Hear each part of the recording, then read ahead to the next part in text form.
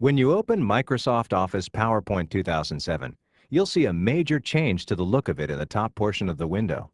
A wide band with groups of commands has replaced the earlier design of menus and toolbars.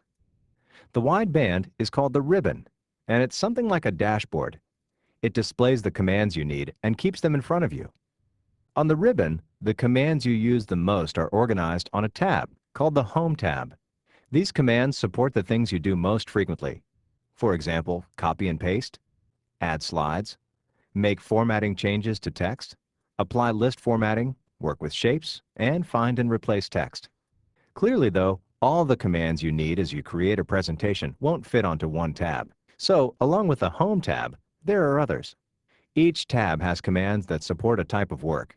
So, click the Insert tab to add a table, picture, shape, diagram, or chart to a slide, as well as a hyperlink, text box, header or footer, and other things. What about the slide's background design and color scheme? Click the Design tab, where you find Design Themes. When you point to a theme, you see its preview on the slide. Click the More button to see the full gallery. Customize the theme if you want to by choosing different theme colors, fonts, or a background. To animate text, such as this title, click the Animations tab and apply an effect such as fade or wipe.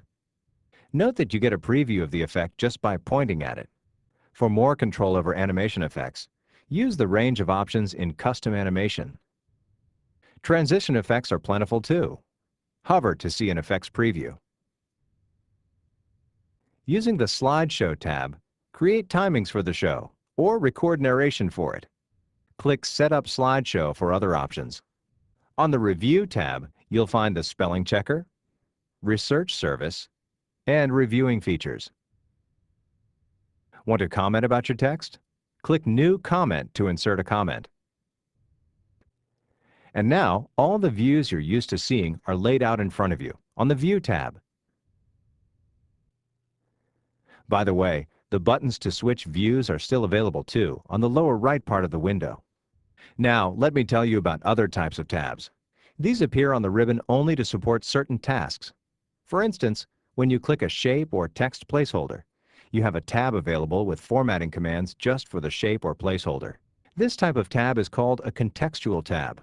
When you place the cursor outside the placeholder or shape, the tab disappears from view. You'll see more of these as you work with PowerPoint 2007. Now, I'll open another presentation I'm working on and do more with it. How do I open it? By clicking this, called the Microsoft Office button. Notice here many of the commands that were on the old File menu, plus others. On the right is the list of recently used files. I want the company overview, so I click it. The Home tab is displayed, ready for use if I want to add more slides and text.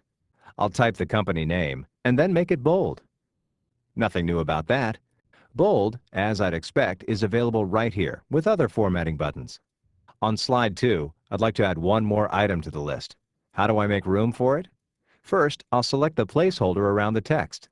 Then I'll decrease the space between lines. Line spacing is right here, in the paragraph group. That's nice. This command used to take more mouse clicks to find.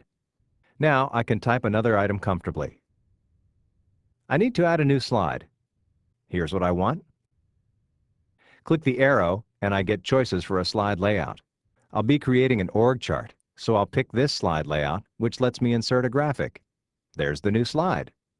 The icons in this layout allow me to insert something directly by clicking one of them.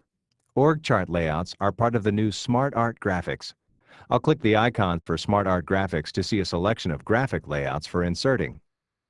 The types on the left help me find what I want. How about hierarchy? Several layouts that show a hierarchy are displayed. This seems like a good one. I'll double-click it to put it on the slide. A text pane appears. You can use this for typing and organizing text.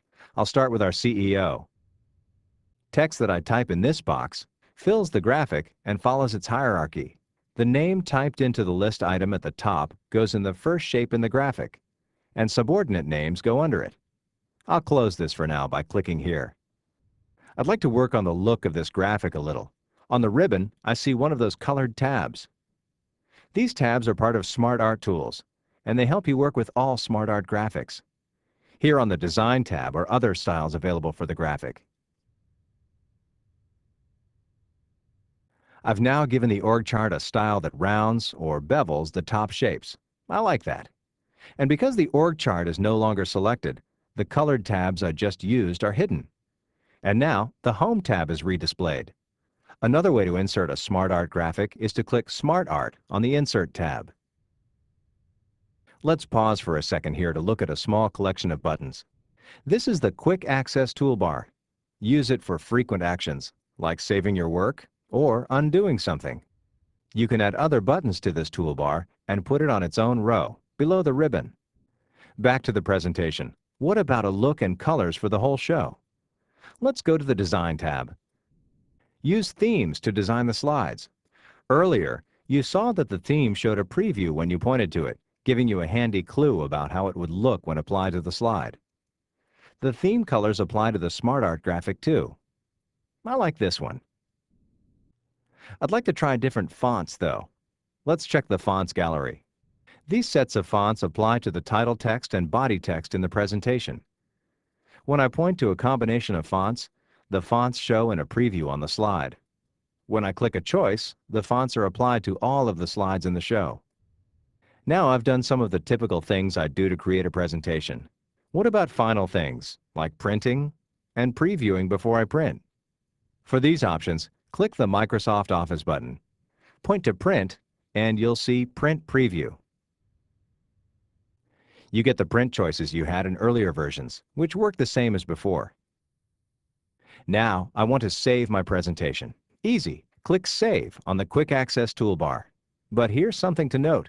PowerPoint 2007 presentations are saved in a new format. To find out what you need to know about the new file format, click the link to the training course in the article associated with this demo. All that's left is for you to try the new version of PowerPoint yourself.